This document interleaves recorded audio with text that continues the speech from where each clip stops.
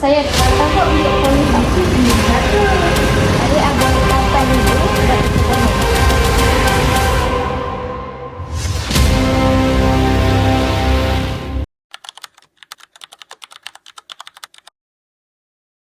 Pose with the fans.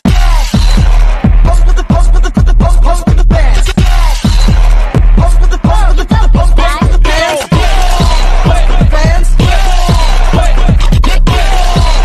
Pose with the fans.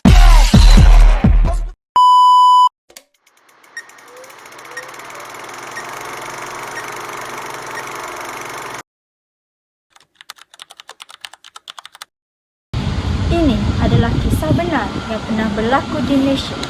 Sebuah pengkhianatan amanah yang menjadi bukti bahawa integriti yang rapuh mampu merosakkan satu generasi.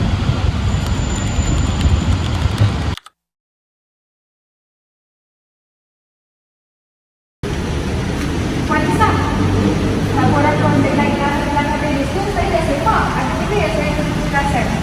Tak apa. Projek ni semua di bawah kawal saya. Awak jangan risau. Saya cuma nak kelas saja. Sebab integriti kena dijaga.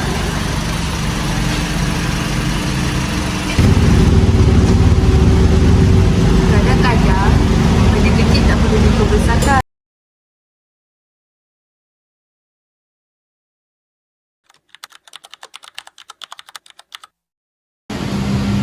Puan Nisa, saya nak pastikan projek ni saya yang dapat.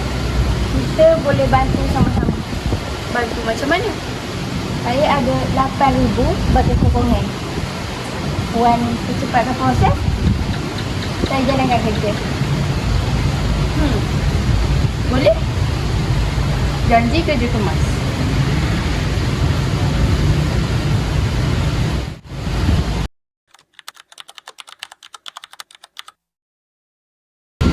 Tertuduh didakwa atas dua pertuduhan utama. Yang pertama, mengemukakan tuntutan palsu berjumlah RM126,100. Ia merupakan suatu perbuatan yang merupakan kesalahan di bawah Seksyen 18 Akta SPRM 2009. Yang kedua, menerima suapan sebanyak RM8,000 yang merupakan suatu kesalahan mengikut Seksyen 165 Kanun Keseksaan.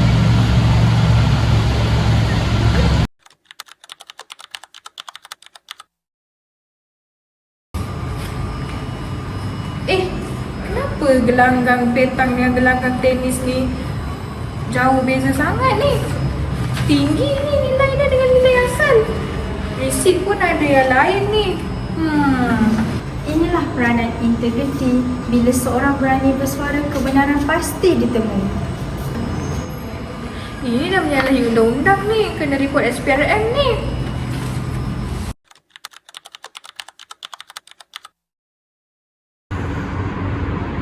Tak apa ke? Macam mana kalau polis tangkap kita? Tak apa, jangan risau.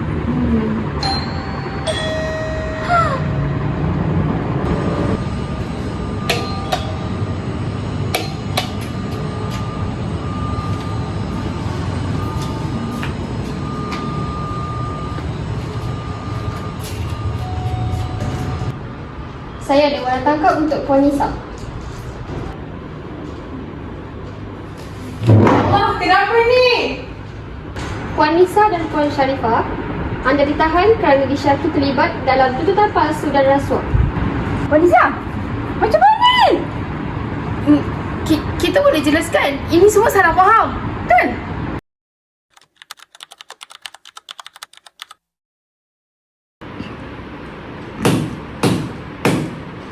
Setelah meneliti dan mempertimbangkan pertuduhan di bawah Seksyen 18 Akta SPRM 2009 dan Seksyen 165 Kanun Keseksaan, Mahkamah menetapkan jaminan sebanyak RM20,000 dengan seorang penjamin.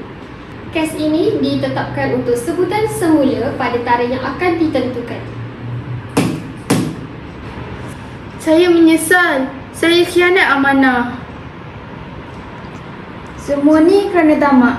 Saya pun salah. Inilah sebabnya apabila integriti diketepikan.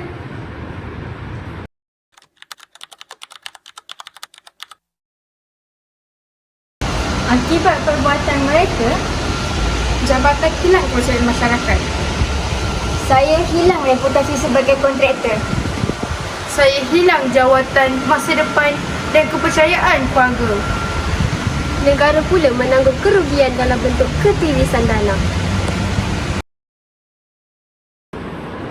Kuatkan pendidikan integriti sejak sekolah.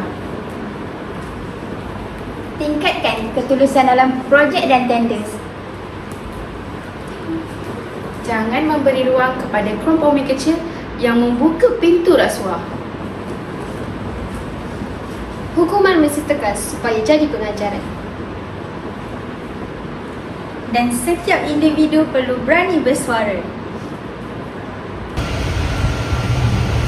Rasuah bukan hanya merosakkan pelaku, tetapi juga merosakkan generasi. Integriti adalah pilihan yang menentukan masa depan negara.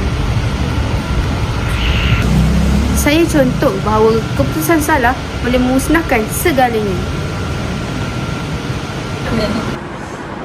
Kita bermula daripada integriti.